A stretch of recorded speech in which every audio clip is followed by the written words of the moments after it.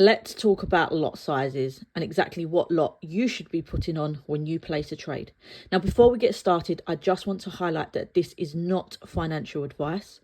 Anything you see in this video is given to you as a guide, and ultimately the lot size that you choose on your trade is ultimately your decision. So let's jump into it. I'm going to show you a guide here, and let me bring this closer so that you can see. As you can see, it states your account size. So you've got $100, $200, $500, $1,000, $2,000, $5,000. And this can also be represented in pounds as well as dollars. And then it gives you a guide on what you should be looking at. So anything 100 below, anything 200 below, you should be looking at 0.01, 0.03. Anything like between 200 to 500, you should be looking at anything between 0.01 and 0.05. The reason why it keeps that in a bigger range is because some people like to place multiple trades, for example, so that you can divide that lot size up. So if you had a $500 or pound account, you can see here that the recommendation is 0.05 to a 0.1 lot size. So if you was looking to go to the higher end and you wanted to do 0.1, there you have it. But that would be in accordance to risk management if you was entering one trade. If, for example, you wanted to enter two trades, you may want to enter twice at 0.05 because 0.05 times 2 is 0.1. Does that make sense? So if you're making multiple trades, you always divide the lot size. Yep. So for example, if you was doing 0.03 and you entered 3 times, you do 3 trades at 0.01. So use this as a guide. Now, if you really wanted to be technical with it, there is a website that we can show you that we recommend. Here we go. And it is My FX Book. Now you can go on My FX Book. Okay, go to the menu and you want to look at calculators. Scroll down and you want to find position size calculator.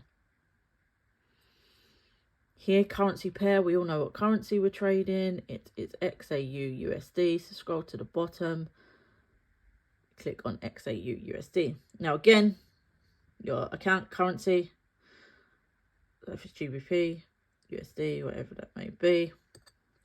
Account size, so let's take 500 for example.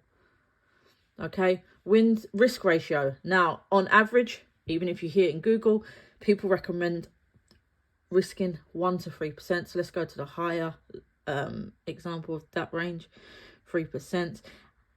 Now, with this, you have to calculate your pips in stop loss. So if we take a trading example of our signals, this trade here, it's telling you entry price is 392 or 3989 and your stop loss is 3985.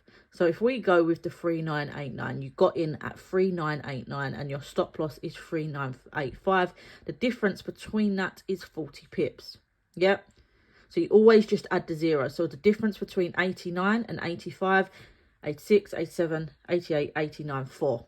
Okay, that is 40 pip stop loss. Yep, so you just literally add the 0. So difference between the last 2 digits, add the 0 is how you'd calculate your pips. So let's do a 40 pip stop loss. And then we hit calculate. That is saying on average you should be doing, you can be doing a 0.5 lots, but that is one trade. Now, if we was to change this and used to do a different risk to reward ratio, so used to do 1%, for example, calculate, you can see here that it is recommending 0.17 lots. Let's, for example, say that the stop loss was 60 pips. And we wanted to take that back up to 3%.